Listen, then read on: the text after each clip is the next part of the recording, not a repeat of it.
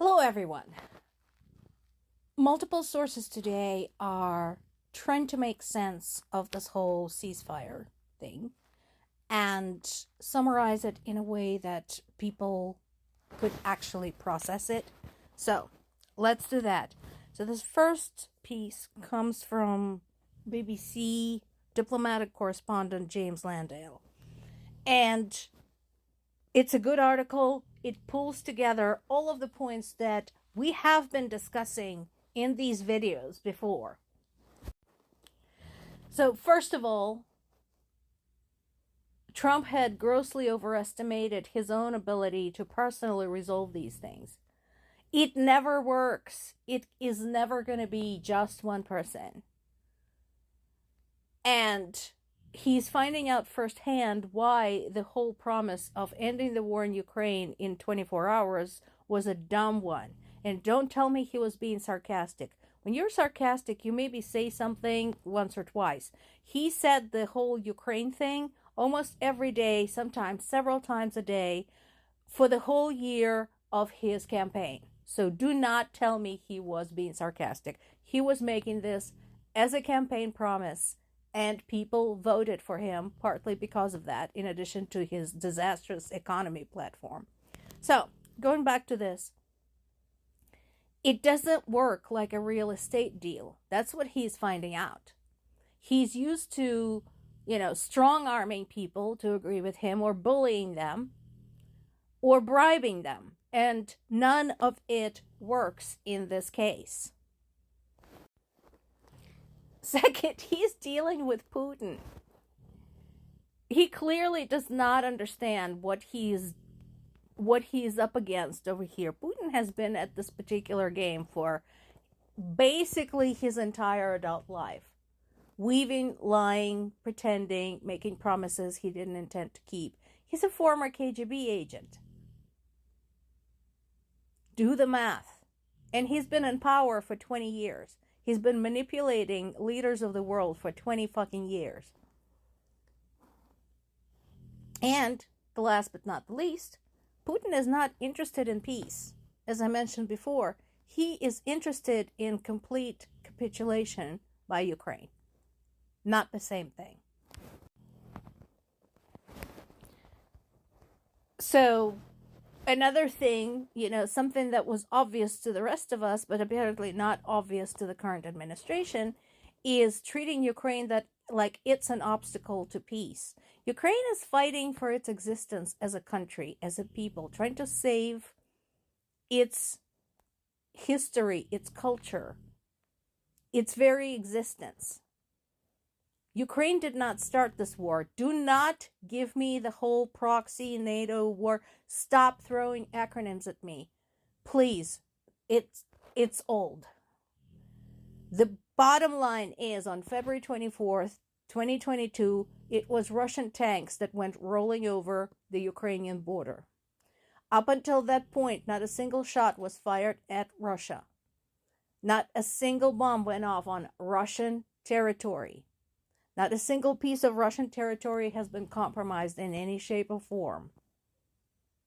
Russia invaded Ukraine. Period.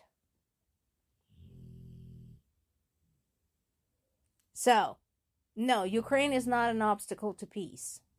Putin can end this very easily. All he has to do is give an order for his troops to do a 180 and go home. That's it. It's that simple. The last but not the least, this is not an economic deal. This is not a real estate deal. This is not a development deal. No, they're human lives on the line. It's as simple as that. Stop treating it like some kind of a new development. This is not a fucking game. You're not building an amusement park or a golf course. So, going back to the point I made yesterday, when Russia started complaining about Ukraine violating a ceasefire, and I said at the time, no, it's not, because the ceasefire has not officially begun, and here's why. First of all, the terms of the ceasefire have not been ironed out. The three participating parties, the US, Ukraine, and Russia, all offer very different visions of what they want from this. Nor has the date been set for the ceasefire. Not at all. So we don't know when the switch is actually getting flipped, if ever. The ramifications of violation has not been set. Now, you know, European leaders have been saying, you know, Putin will face serious consequences. Okay, what are they? Guys, expressing grave concern, slaps on the wrist is not going to do anything. And more sanctions are unlikely to accomplish anything either.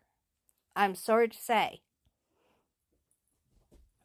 You know, you can't keep doing the same thing. We talked about this over and over and expecting a different result. When you say that very serious consequences are going to follow should Putin violate the ceasefire, what are they?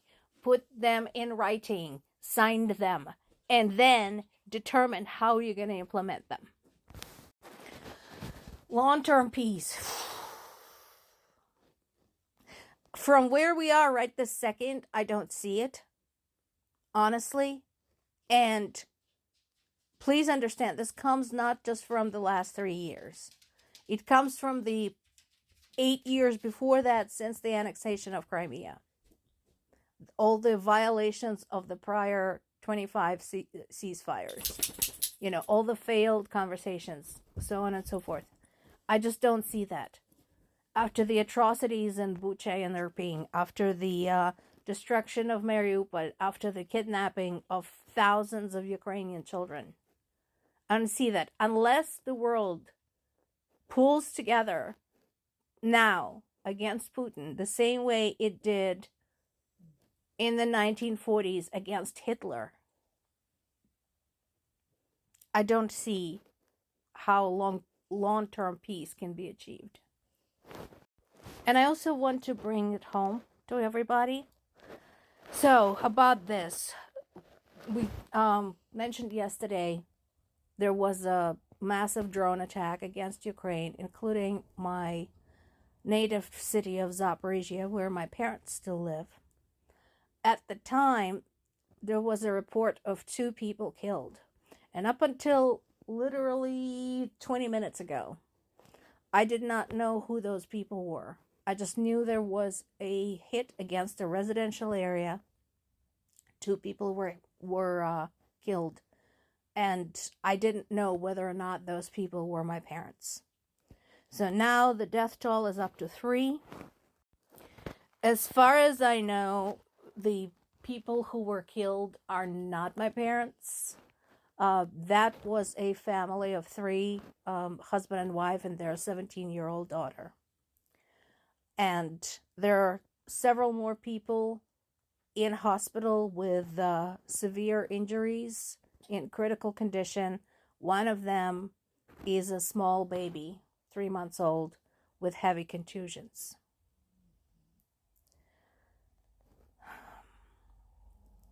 I know some people will say, well, so what's your problem? What are you fretting about? They were not your parents. This is my thought process every single day for the last 3 years. When I hear there's been a strike against Zaporizhzhya, a residential area was hit and people were killed or people were severely wounded and they're at the hospital in critical condition. Because I know that it can happen to my parents.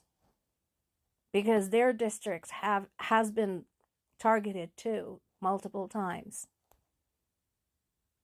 Whenever I talk to them, our conversations get interrupted by the air raid alarms.